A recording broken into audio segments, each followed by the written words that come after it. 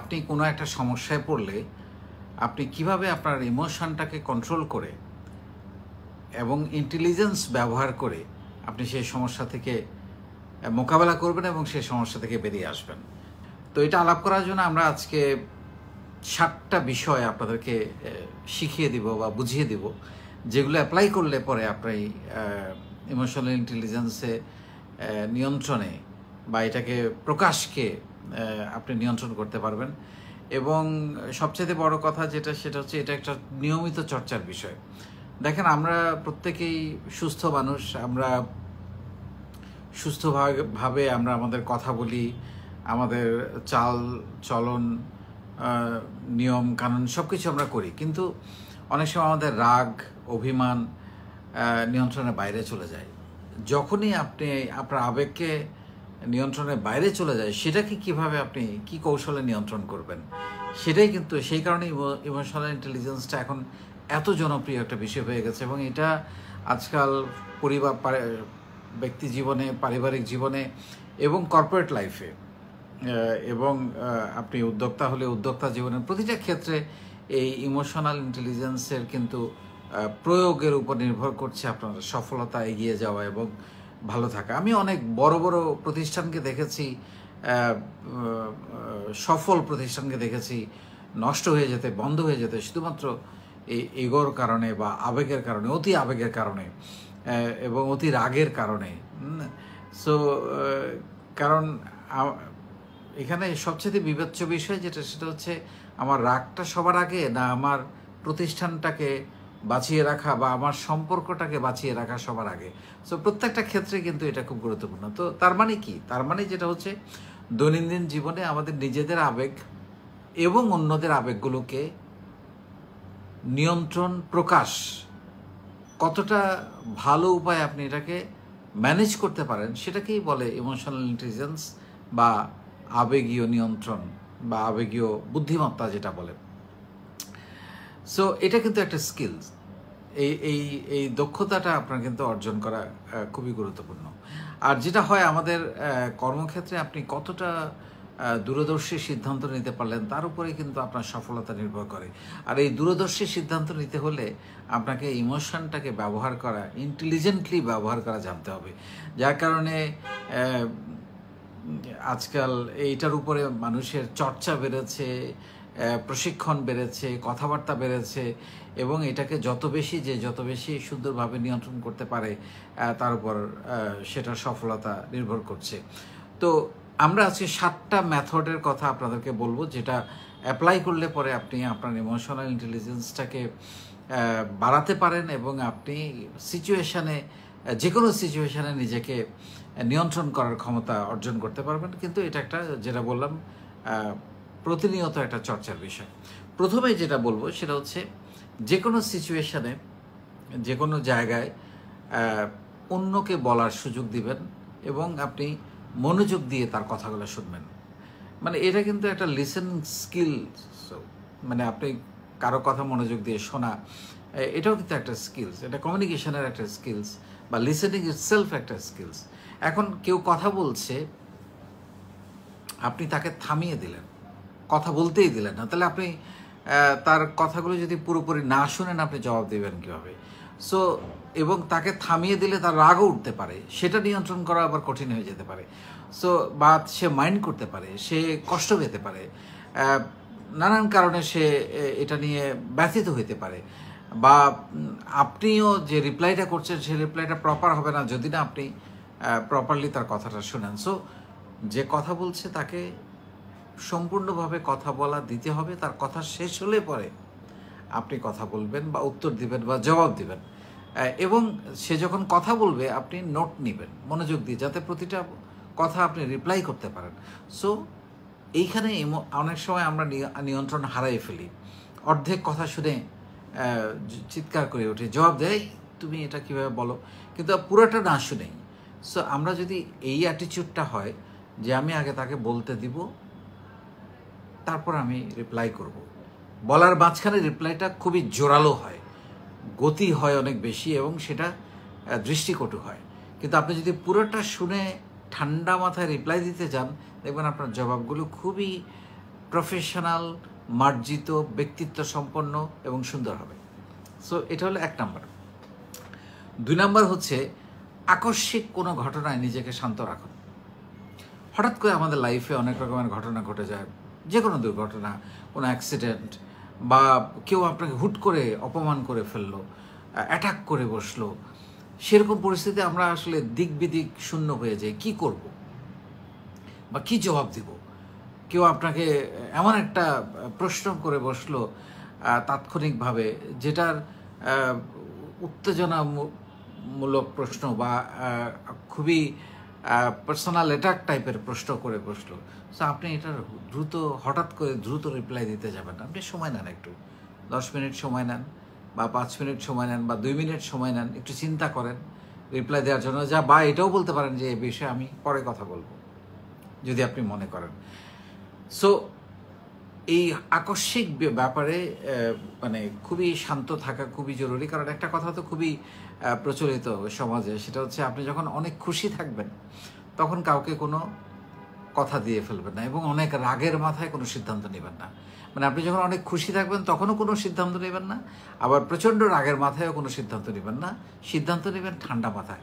কারণ এই 2 ক্ষেত্রে সিদ্ধান্ত গ্রহণ যদি করা হয়, সেটা সাধারণত অপরিণামদর্শী বা ভুল হয়, ভুল হওয়ার সম্ভাবনা খুব বেশি।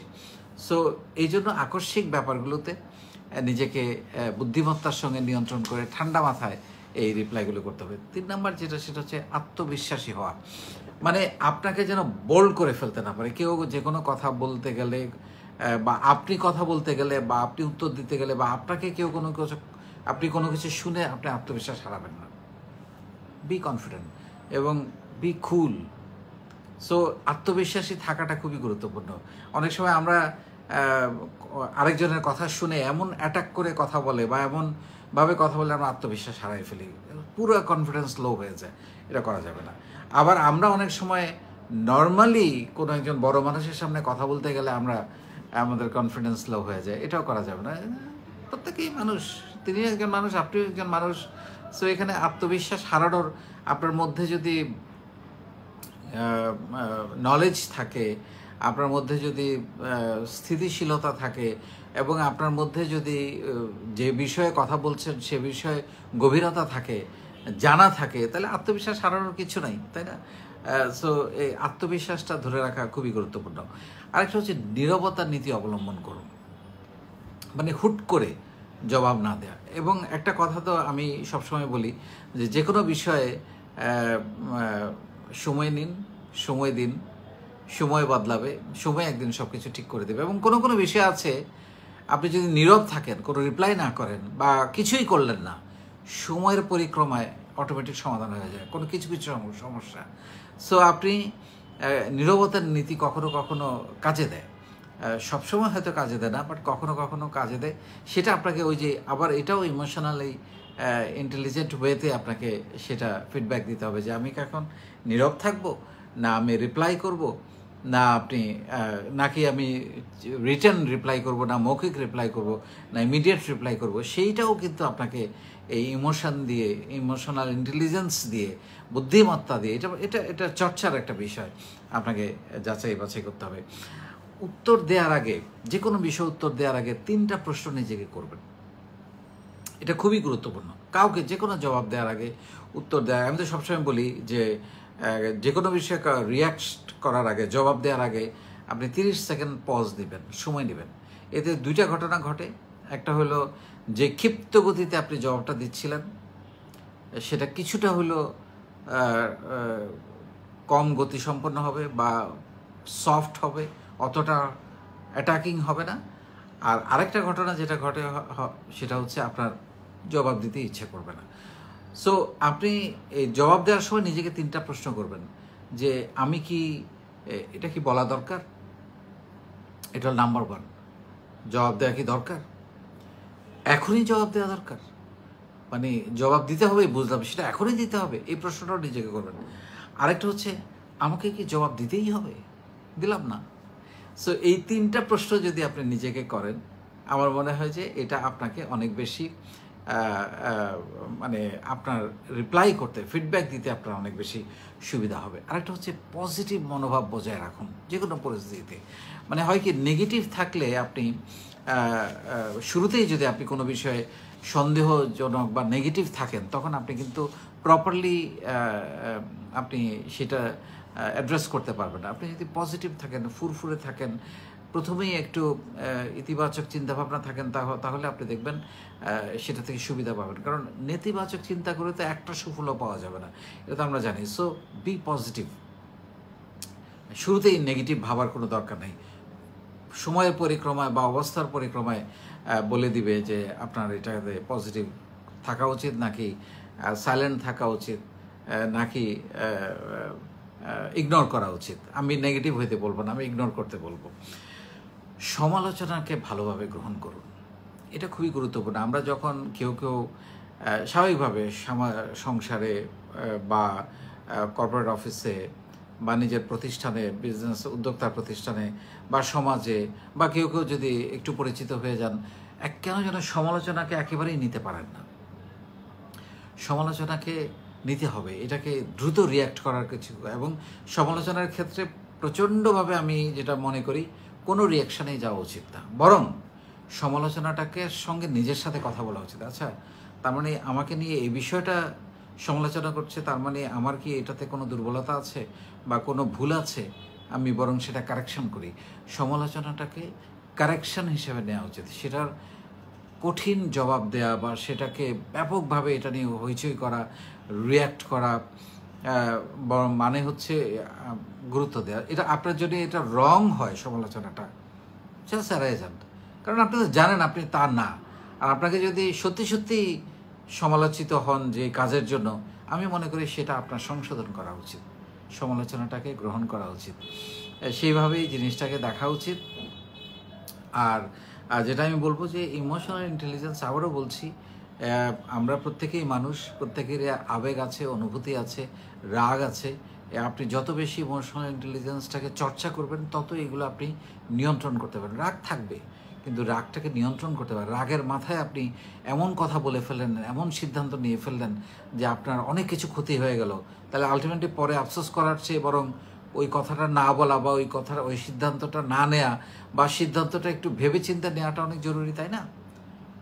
অনেক অনেক ভালো ভালো জিনিস আমরা রাগের মাথায় নষ্ট করে ফেলি। এইটা নিয়ন্ত্রণ করা বা এটা না করা বা এটাকে ইন্টেলিজেন্টলি মোকাবেলা করাটাই হচ্ছে এই ইমোশনাল ইন্টেলিজেন্স। এবং কোনো উদ্যোগ, কোনো ভালো কাজ আপনি টিকাইতে পারবেন না বা ধরে রাখতে পারবেন না যদি আপনি আবেগটাকে নিয়ন্ত্রণ করতে না